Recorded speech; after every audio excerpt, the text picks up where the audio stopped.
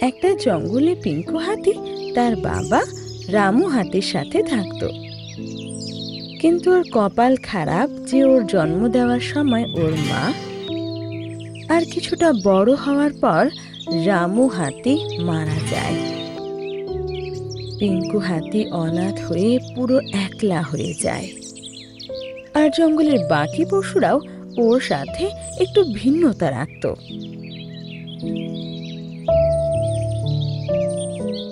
Hello বন্ধুরা, কেমন আছো?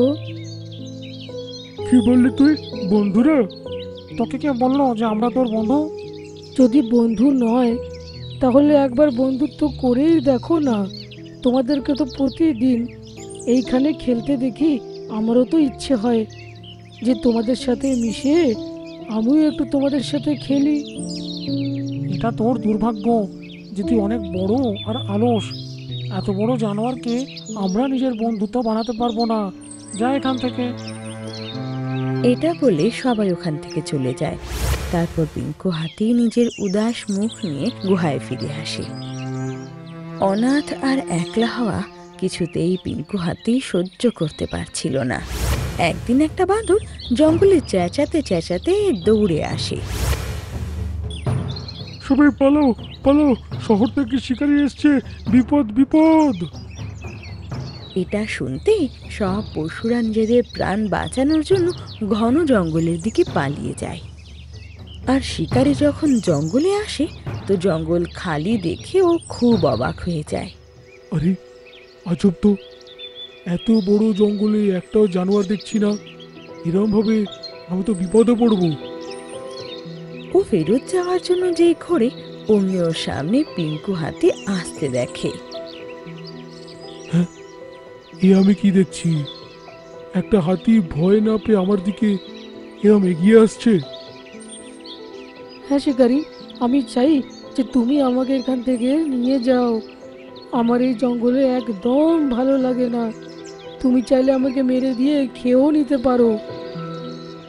এটা শুনতেই শিকারির মুখে হাসি ফুটে ওঠে আর পিঙ্কু হাতিকে রশিতে বেঁধে ওর টেনে নিয়ে আসে।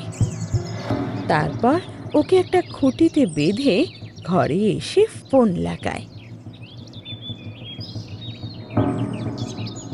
স্যার, আমি মান্নু শিকারি বলছি। আপনার একটা সার্কাসের জন্য হাতি দরকার ছিল। হ্যাঁ, দরকার তো ছিল। পেয়ে গেলি নাকি? হ্যাঁ হ্যাঁ, পেয়ে গেছি আমি স্যার।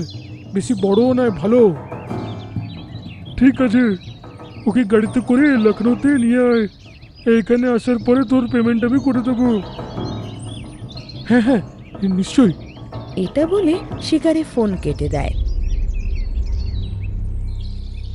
তোর শুনে খুশি হবে যে তুই একটা সার্কাসে যাচ্ছিস।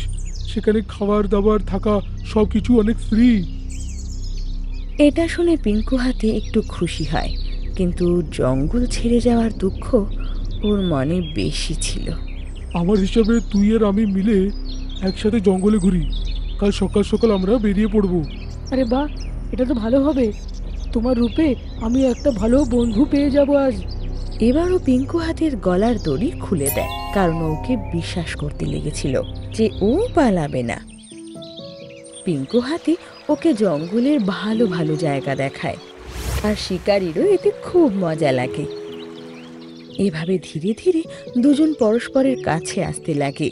শিকারিও ওকে ধীরে ধীরে নিজের বন্ধু মনে করতে লাগে। আচ্ছা পিঙ্কু, আমার মনে হয় না এরপরে তোকে ভুলতে পারবো। তুই একটা জানোয়ার, কিন্তু আমার অনেক ভালো একটা বন্ধু হয়ে গেলি আজ। আমিও তো সেটাই ভাবছি।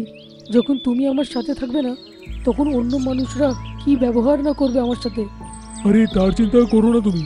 সার্কাসের মালিকের সাথে কথা বলবো। ও তোমাকে খুব ভালো করে রাখবে। আর সপ্তাহে একবার তোমার সাথে দেখা করতেও আসবো আমি।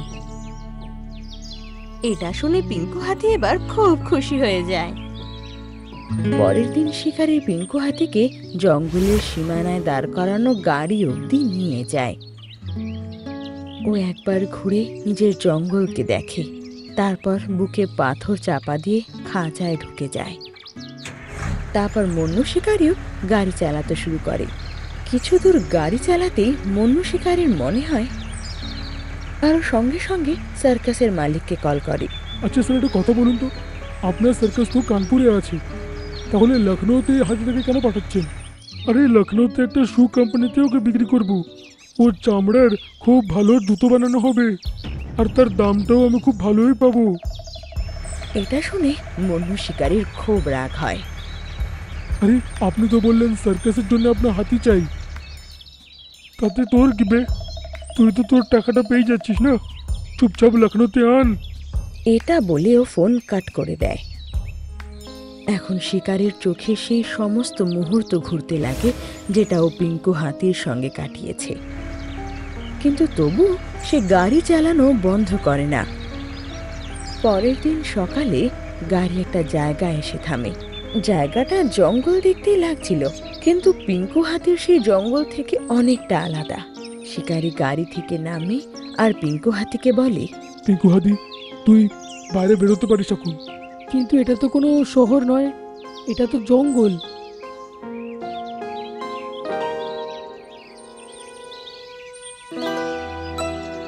হ্যাঁ, কারণ ওই মালিক তোমাকে একটা জুতোর কোম্পানিতে বিক্রি করে দিতে চায়, যারা তোমার চামড়া বার করে জুতো বানাবে তাতে। কি? হ্যাঁ, কিন্তু তুই তো আমার বন্ধু, তাই না? তাই তোকে তো আমি মরতে দিতে পারি না, তাই এখানে নিয়ে এলাম তোকে। এটা শুনে পিঙ্কু হাতির চোখে জল চলে আসে, আরো এগিয়ে গিয়ে শিকারীকে জড়িয়ে ধরে।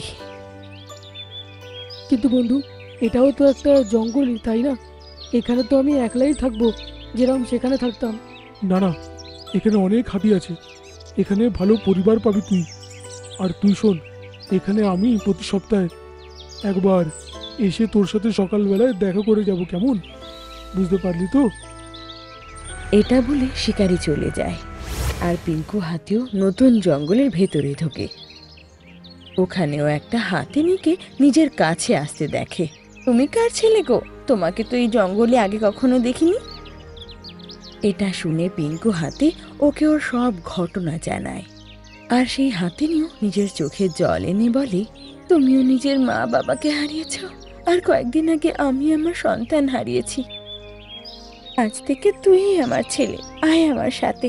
এখন থেকে তুই আমার সাথে এই জঙ্গলে থাকবি। এটা শুনে পিঙ্কু হাতি খুব খুশি হয়, আর ওর সাথে ওর ঘরে চলে যায়। এই জঙ্গলে ও নিজের বয়সের আরো অনেক হাতি পায়, যারা ওর বন্ধু হয়। এভাবে ও নিজের মা ফিরে পায়, আর বন্ধু পাওয়ার ফলে জীবন আরো খুশির হয়ে ওঠে। এরপর থেকে রোজ শিকারী জঙ্গলের সীমানায় ওর সাথে দেখা করতে আসতো, আর পিঙ্কু হাতিকে খুশি দেখে ও ভীষণ খুশি হয়ে যেত।